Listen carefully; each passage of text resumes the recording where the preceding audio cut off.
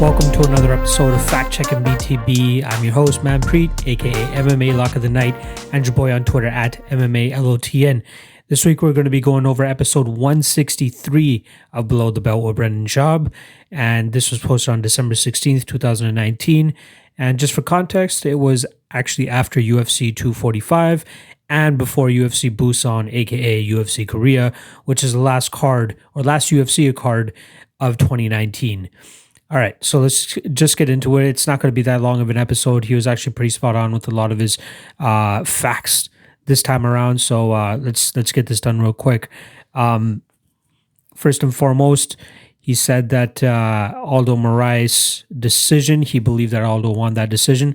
Personally, if you guys watched my Deciding Splits podcast, you saw that me and Tony came to the conclusion that Marlon Moraes should have actually won that third round, which was kind of the swing round, but he believed that Aldo won that.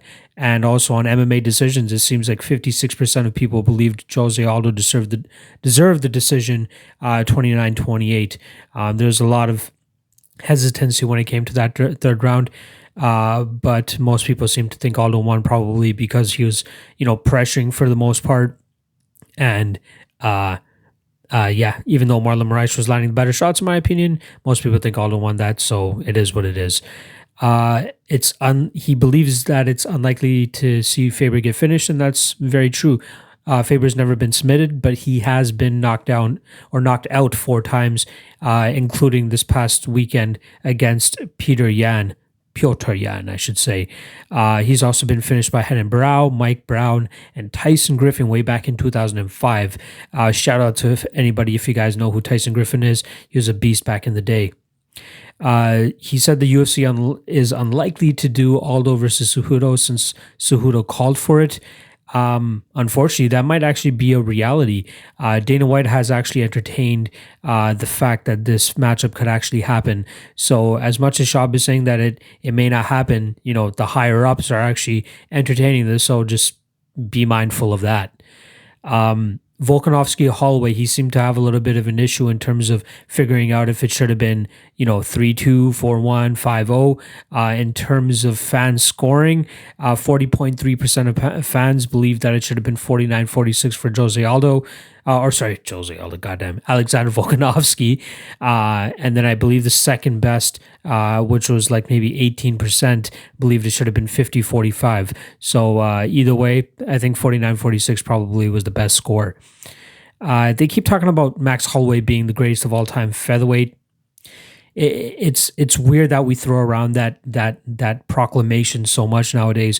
Whenever somebody wins the title, or if somebody wins the title or defends their title, we're so quick to call them the GOAT. TJ Dillashaw went through this. Henry Cejudo went through this. Max Holloway, he had a massive winning streak going into that fight against Jose Aldo, and he wins the title there, defends the title again against Jose Aldo, beats Brian Ortega, loses to Dustin Poirier at 155, goes back down to featherweight and beats Frankie Edgar, and then he loses his title to Volkanovski. I don't know what the criteria really needs to be considered the GOAT of a division. If that means it's beating the prior GOAT, then okay, sure. But, I think Alexander Volkanovski has beaten Aldo, which he has, beat Holloway, and he beat Chad Mendes, and they're probably going to do a Holloway rematch now. I don't know. I don't get it. But we got to let these guys get a little bit more accolades before we throw around the GOAT talk. We're just so excited to always call somebody the GOAT. I think if Holloway had defended a little bit more and beat even more competition, we could say that. And say what you want about him, having such a long, run in terms of a winning streak before even winning the title. Once he started fighting top flight competition, he did beat some guys, but then when it came to Volkanovski, he was just not able to. So let's see where Volkanovski is able to take this, and if he's going to be able to defend it multiple times and even more than Aldo or more than Holloway, then let's see about this GOAT talk. Schaub talked about the body shots being a huge X factor in the Colby Covington and Kamaru Usman fights, at least for Kamaru Usman's sake. He's saying, I looked up the statistics. 30% of Kamaru Usman's strikes in the fight were to the body. And in terms of round by round from rounds 1 to 5, he landed 11 strikes in round 1, to the body, 11 strikes in round 2, 10 strikes in round 3, 14 strikes in round 4, and 7 strikes in round 5, all to the body. So I guess there is a little bit of truth to that. And to land 30% of the strikes to the body is pretty impressive. In comparison, Colby Covington only landed about 19% to the body. You talked about Dominic Reyes' football career. It wasn't that long. It was pretty short-lived. He was a defensive back for Stony Brook Seawolves, which is a Division I NCAA team. He made the all-conference team twice, but after not being drafted by the NFL, he came back to California and started training MMA. Not a lot of people thought Reyes won the Volkan Oezdemir fight. It is what it is, but in terms of statistics that I'm going to be going by, at least for the show, MMA Decisions had 54.8% of fans scoring for 29-20 for Volkan Oezdemir. So I guess Schaub has a little bit of an argument there. And then lastly, they talked about the UFC featherweight division being pretty, thin. He's not lying. Bellator has pretty much all the female featherweights. And I looked at the UFC's website. They have seven female featherweights listed on their roster. 2 of them have signed over to Bellator, which is Chris Cyborg and Kat Zingano. And then one of them was released, which was Julia Stolerienko. She was actually on the Ultimate Fighter featherweights season. She had a fight against Leah Letson, I believe, on the finale, and she lost that. So in total, they only have 4 featherweights on their roster. Actually make it 5 considering the girl that Megan Anderson just signed to fight. So there's Megan Anderson, then there's Zara Fairn, which is the last girl that Megan Anderson beat, Leah Letson, Felicia Spencer, and then the new girl that Megan Anderson is going to be fighting, who is Norma Dumont.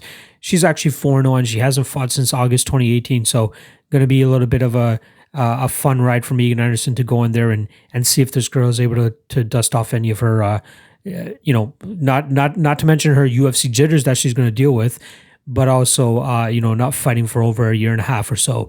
So that's something to be wary of. Like I said, not too much to cover in this episode. Schaub was pretty on point. The guys in the back were pretty on point with correcting him and giving him the best facts as possible. So yeah, that's just how it's going to be. Sometimes these episodes are less than 10 minutes long. What can I do? I'm just trying to help the show out. All right.